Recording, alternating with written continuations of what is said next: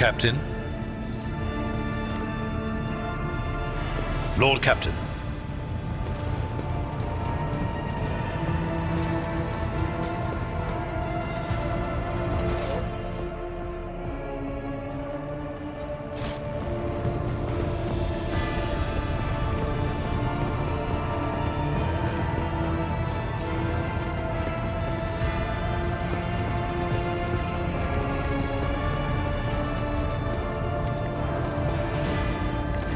Greetings. Gladly, there are none more faithful to the God Emperor than my sisters. We fight against his enemies by the will of the Holy Ecclesiarchy. I beg your pardon, rogue trader.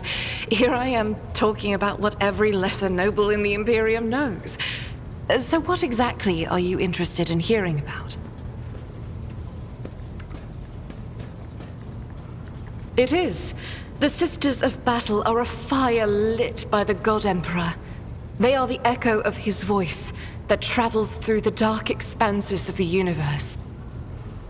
We bring his wrath to heretics, mutants, and other enemies of humanity. We protect the faithful from the unholy and unhallowed. Sometimes with words, more often than not with a bolter. Even the novices of the Adeptus Sororitas are drawn from among the most worthy. Those who have taken the vows and become a full-fledged sister are the best of the best, tested by trials of body and spirit. Yes, there have been cases when a sister stumbled or showed weakness, but do not expect to hear a story of depravity or downfall from me. Each such occurrence is a great tragedy for us all. Light cannot bear the smallest speck of darkness within. And thus those who have trespassed or shown weakness of spirit are given a chance at redemption. They are called Sisters Repentia, and may the enemy tremble before her, for nothing can stop a sister of battle who yearns to be cleansed of faults and weakness. Wearing nothing but robes, no armor, eviscerator in hand, those sisters who have once faltered find repentance on the battlefield. Their lives are seldom long, but a death in the name of purgation is a better fate than to live with a shadow in one's soul.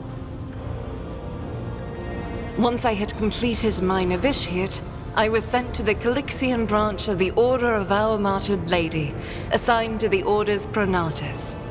The Order's mission is vital and noble. The Sisters Pronatus protect great relics of the Imperium. We guard them, preserve them, escort them when they are brought onto the battlefield or presented for pilgrims to venerate. And we seek out the relics that have been lost. Neither a coven of heretics nor the most wicked death world can deter Sisters Pronatus when their goal is to return a piece of the great legacy of the Imperium into the hands of the faithful. Don't let the name deceive you. The Order's militant trains sisters to march onto the battlefield as an army. That does not make sisters who belong to the non-militant orders timid and helpless. Both the solace-bringing Sisters Hospitaller and the enlightened Sisters Dialogus know how to greet enemies of humanity. Their dialogue with heretics is usually quite short, with the last word being a bolter discharge. And my order has all the more reason to be known for the martial prowess of its sisters. We are the keepers of the Imperium's relics. What would become of our blessed hero's legacy if the Sisters Pronatus could not protect it? The Order sent me to Footfall. My undertaking was to assist the local priesthood of Drusians in caring for a sacred reliquary that had been there since the time of Parsimus Duane, the station's founder. None that I'm aware of, but the Sisterhood's orders are many, and can operate independently of one another, sending their sisters wherever their presence is needed as deemed by the Ecclesiarchy. Perhaps somewhere in the Lord Inquisitor's retinue, may his path be blessed, my sisters perform their duty as we speak. I wish it were so. Even a single evening spent in joint prayer and training would bring me joy.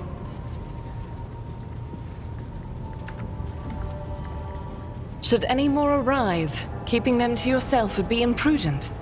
It is a virtue to take an interest in holiness. About me? I am the Emperor's daughter and his servant. What else is there to tell about me? I first came here when I found myself in need of passage from Footfall to a remote planet. But I imagine what interests you is not that first journey, but rather what brought me aboard prior to the cultist attack. That story is complicated. It just so happened that I made a mistake. In a moment of laxity, I was ambushed by the accursed followers of the archenemy. I was badly wounded. Lady Theodora came to my aid and brought me aboard her ship, where crew attended to me in my weakened state. It all happened not too long ago. I had barely recovered from my wounds when the cultists struck. Truly, the servants of evil know no rest. There is no place where we can be safe from their machinations. Sadly, they did not. Lady Theodora was in a hurry and chose not to stay on the planet. Her people took me to a ship while I was unconscious, and when I came to my senses, we were already flying away. How I pray to come face to face with those heretics once more, and it's bound to happen someday. It happens even to the best of us. My mistakes are my burden to bear. I'll find a way to atone for them. On one of the recently discovered planets in the Expanse, no one suspected that it had already been tainted by the filth of heresy. Had I known it beforehand, of course I would have been on my guard. The path to that planet was lost. All the knowledge is gone, along with the previous navigator. It would take immense effort and resources to rediscover the route. The heir to the von Valanci's protectorate must have plenty of other issues to deal with right now. Perhaps later, when the skies above our heads have cleared. I hadn't been here that long. Just one journey from Footfall, and the other journey, the majority of which I spent in the confines of the medbay. I can't tell you much about the first voyage.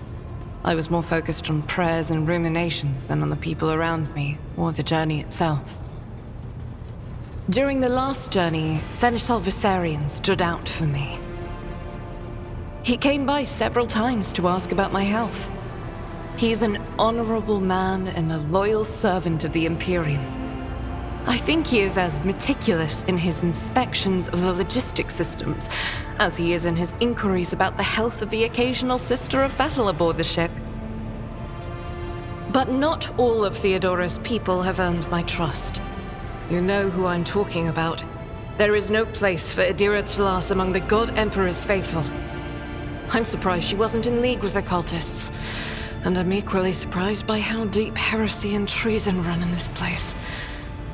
I'm glad we all made it through that dark hour. May the day that follows be bright.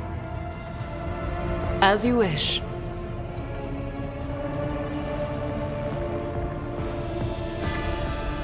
The ship was targeted by heretics, which means that my presence here and the assistance I provide to you are my sacred duty. Sooner or later, I will likely have to return to Footfall to protect its reliquary. But for now, I wish to remain a part of the Rogue Trader's crew.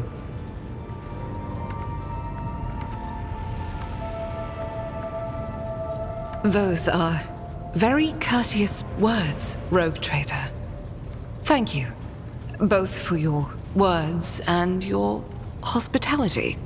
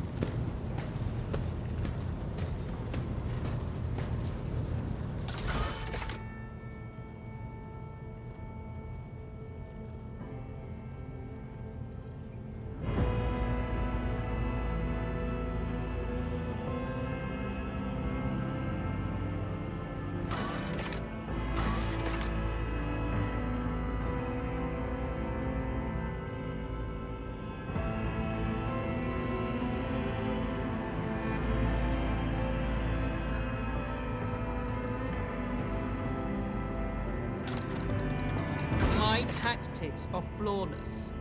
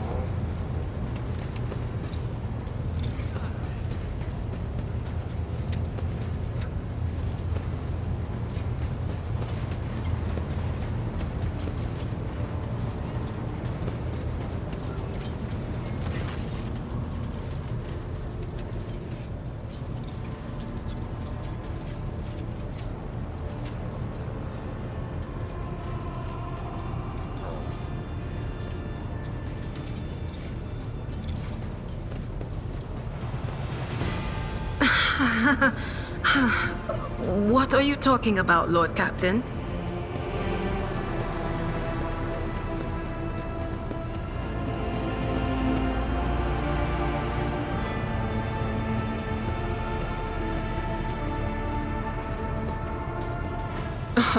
Look, Lady Theodora couldn't care less if some eggheads measured my brains or not.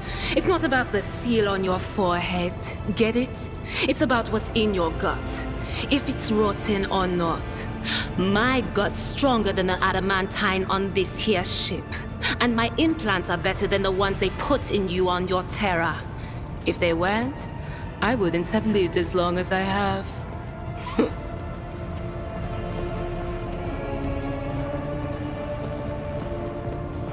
Lyra, an outlying world in the Heathen Stars region. In the Coronis expanse, the deeper you go, the less visible the Astronomicon gets, and the less people know about the Imperium. The arrival of a rogue trader is the best thing that can happen to a world like that. The very best. It's an out-of-the-way planetoid between two faint stars. On Lyra, a dozen local tyrants fight over 5 measly continents. But they use everything they can to win, from poison to psychers. I haven't been there in many years, but there's nothing for me to miss. Trust me. But here on the ship is a different story altogether. I saw more wonders in my first year serving Lady von Valancius than I'd seen in my whole life on Lyra. Like my first journey through the warp, I was in bed for 3 days. I felt like supernovas were exploding in my head. I only found out later that I'd gotten off easy. Just through the bulkhead in the bay next to mine, a whole team turned into... Look at me rambling on, Lord Captain. Pay no attention. It wasn't like it was a very fun trip, Lord Captain. But look, if you want to be entertained, I'm the woman for the job. I'll entertain you with one of the stories from my collection, no problem.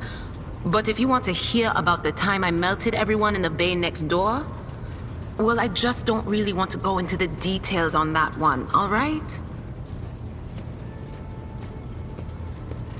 Oh, I embroidered wall hangings in honor of our national heroes. I did the same thing I do here, Lord Captain. Divining. Our rulers prized the ability to see into the future. Every psyker that could be found was worth a small fortune on Lyra. There's no such thing as a peaceful life on Lyra. People like me were especially sought after. They'd pick psychers up wherever they found them, buy kids off their parents, even just abduct them. Take me, for instance. I got taken from my street gang. The older kids sold me when they noticed there was something off about me. The ruling dynasties had schools where they trained us and beat us black and blue. And then they packed us off to serve. Some of us held on for a long time, but others didn't last. Not everyone's as smart and talented as me, you know. Some people crossed the line and were out of commission before their time.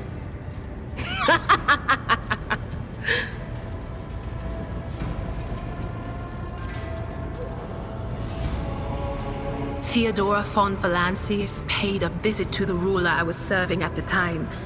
I don't know what the visit was for, and it's no business of mine anyway. I can still remember the way the voices in my head changed when I looked at her. They were practically screaming. She had so much behind her, and plenty ahead of her too. And as I gawped at her, all of a sudden I heard a whisper. A hint, a suggestion, nothing more. But I know the difference between idle chatter and a real threat. I seized my chance and approached Theodora. I managed to whisper a couple of words in her ear before the wardens dragged me away. They beat me and locked me up. No wonder. It wasn't my place to converse with outsiders. And then, Theodora's people came for me. They broke down the wall, butchered their guards. Also, I could tell them my warning in full. So I said the rest, but I didn't want to go back to my old life. And so I entered the service of the von Valancius dynasty. A few times. Not many. And if I think about it, why would I want to? I've got everything I need here. All the whispers I hear are familiar ones. They almost feel like family. And if I want to hear about the nightmares off the ship, I can, after some Amisec. But don't go getting the wrong idea. If I have to, I'll follow you to the edge of the galaxy. Of course, Lord Captain. You bet I do, Lord Captain.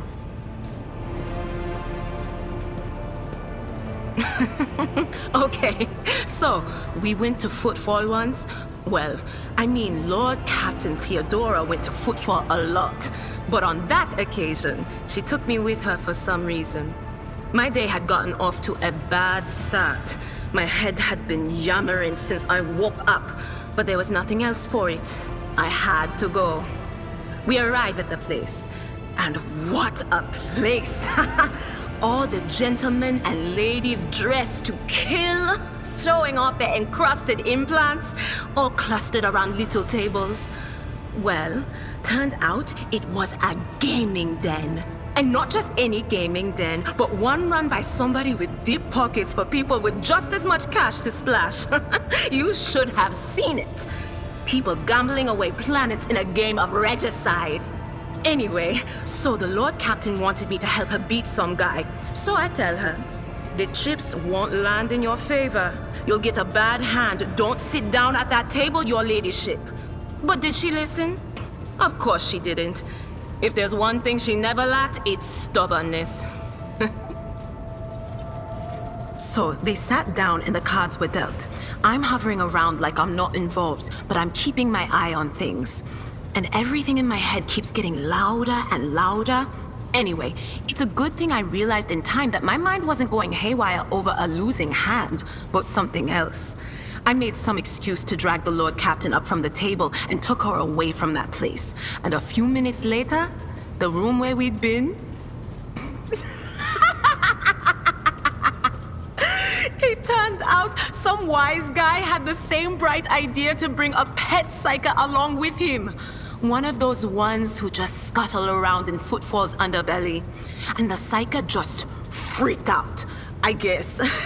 After all the commotion, people went to see what happened in the room. And they'd all gone for each other's throats. Literally. With teeth. And I think they completely detached that asteroid from Footfall and pushed it off into open space so it would head off toward the local star. Lord Captain, forgive me, but it would be like talking to a person born blind about colors. I could spend hours explaining, but it wouldn't make any sense to you. Every psyker feels their connection with the warp in their own way. One person might see spots and shadows out of the corner of their eye. Another feels fingers running down their spine. As for me, I've got a door in my head. One that's open just a crack. There's no way to close it, no matter how hard I try. I've just had to get used to the whispers from the other side. When I need to use it for work, I listen in more closely. But I usually just try not to notice it. Training, habit, and a little amasec and a couple other things you can get on the lower decks. If you put all those together, it makes things bearable. Sometimes I even wonder if I'm imagining half the voices I hear. You know, when life on board gets a little boring. Better than listening to the living, anyhow.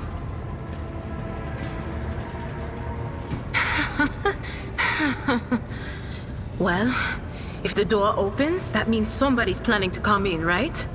But screw them. They're not coming through. Trust me, I know how to keep my valuable head locked up tight. Only losers who are afraid of their own gift lose control. Or idiots who never figure out what they are before it's too late. Or little kids who want to play around with their shiny new toy. If you don't know the limits of your abilities, or you're always bouncing around in your own head, that's a recipe for disaster. All right, that's what I'm here for after all. So, I'm just going to lean on that door in my head a little more, prick up my ears, and listen to what the warp's got to say about you. If you'll allow it, I can listen right now. All right, let's hear what they're whispering about you.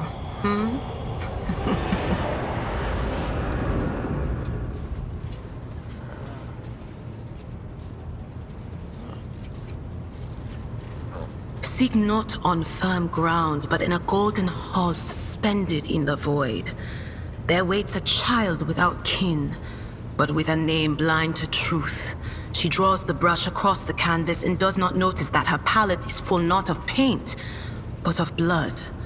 And with each smear, this well does not deplete, but fills and fills up to the brim. One thing is clear. When this vessel overflows, none will remain unstained. Among the blind men and false prophets, a red-robed sage seeks the answer to a question. He does not know that it is not the answer he must seek, but the question that will draw everything into focus. Will you help him, rogue trader? But mark that sometimes ignorance is sweeter than oblivion. A chained hound chases after glimmers of the aurora, but sparks in the scent of oil confound his nose. A chain trails after him. What will happen if you pick it up? Will you become his mistress, or merely another beast in the pack of his true lord? The glow of dawn bursts forth from its prison. Dungeon walls cannot contain the dark essence wallowing in the dust. A naive cub pushes his nose into a familiar hand, one that holds death in twisted glass. Cherish it or cast it off as a burden. The sword of change has already been raised. What is one more life to it? I'm sorry, Lord Captain. The voices are going wild. I can't make out a thing. I'll try to rein them in, somehow. But for now... All right, let's hear what they're whispering about you.